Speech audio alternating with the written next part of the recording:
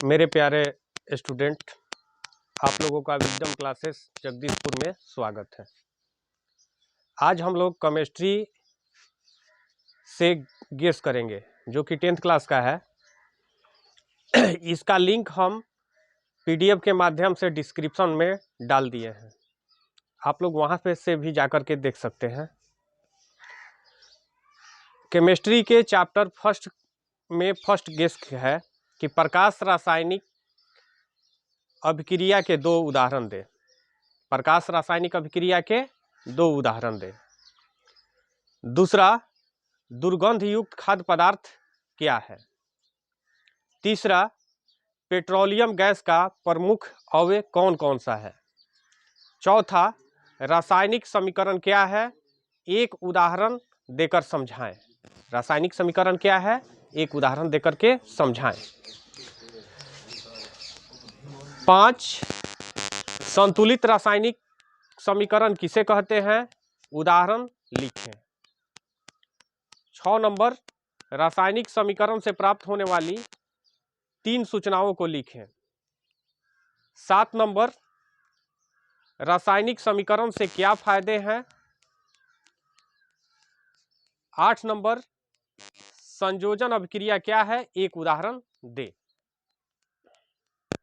9 number, आप कैसे प्रदर्शित करेंगे कि कॉपर सिल्वर से अधिक क्रियाशील है। 10 नंबर, ऑक्सीकरण और अवकरण अभिक्रिया क्या है। 11 नंबर, उदाहरण सहित किसी अवक्षेपण अभिक्रिया का वर्णन करें। 12 नंबर, ऊष्माक्षेपी और ऊष्माशोषी अभिक्रिया से आप क्या समझते हैं।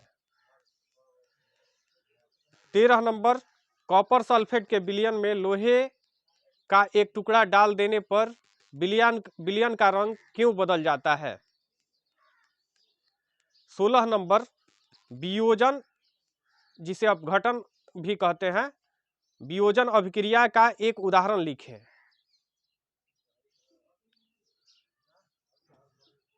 फिर 15 नंबर, विस्थापन और उभय विस्थापन अभिक्रिया में अंतर बताएं। 15 नंबर, विस्थापन और उभय विस्थापन अभिक्रिया में अंतर बताएं।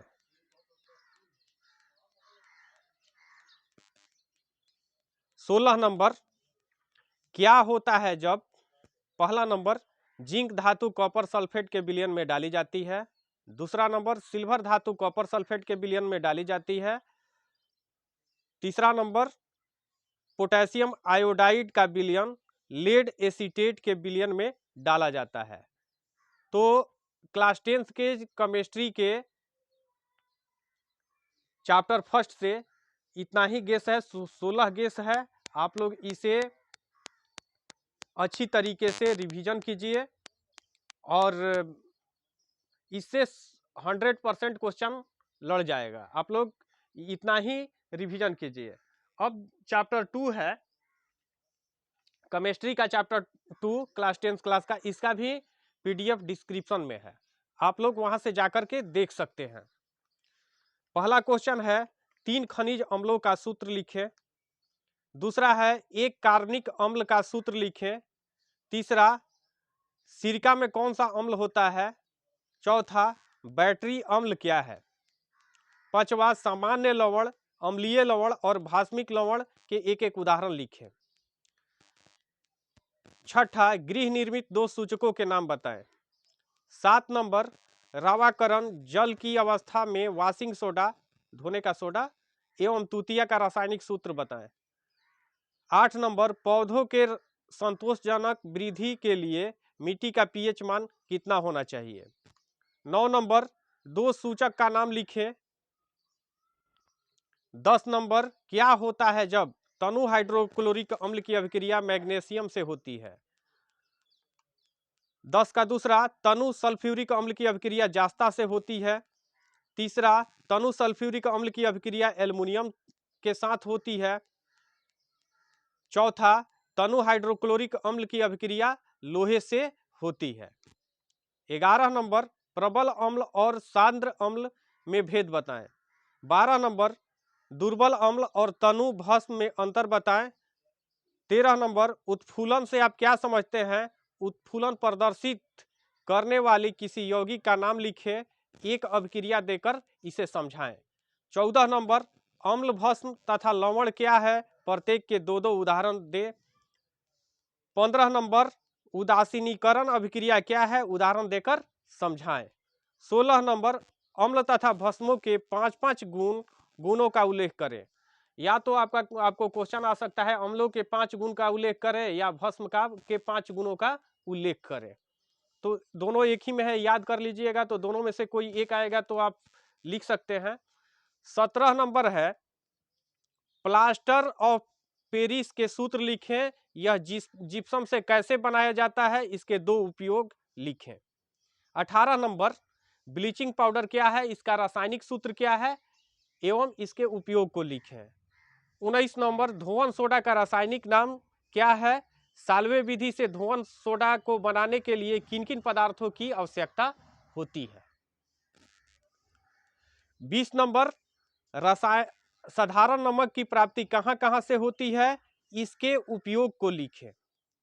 21 नंबर, हमारे अमाशय में अम्लों की भूमिका क्या है।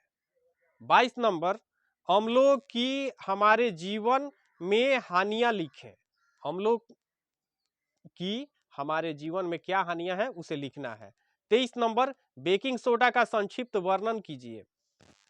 24 नंबर, क्षार और क्षारक यानी कि भस्म में अंतर लिखें। क्षार और क्षारक में अंतर लिखें। 25 नंबर, पीतल एवं तांबे के बर्तन में दही एवं खट्टे पदार्थों को क्यों नहीं रखनी चाहिए।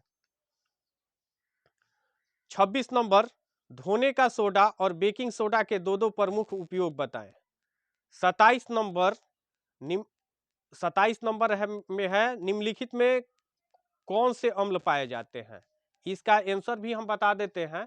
जैसे नींबू का रस में सिट्रिक अम्ल पाया जाता है, विटामिन सी की गोली एस्कॉर्बिक अम्ल पाया जाता है, इमली में टार्टरिक अम्ल पाया जाता है, सिरका में एसिटिक अम्ल पाया जाता है और खट्टा दूध में लैक्टिक अम्ल पाया जाता है। 28 नंबर, निम्नलिखित अम्लों के आणविक सूत्र लिखें। इसका भी हम आंसर यहीं पे बता देते हैं। सल्फ्यूरिक अम्ल का होता है H2SO4, नाइट्रिक अम्ल का होता है HNO3, हाइड्रोक्लोरिक अम्ल का होता है HCl और फास्फोरिक अम्ल का होता है H3PO4, कार्बनिक अम्ल H2CO3 होता है।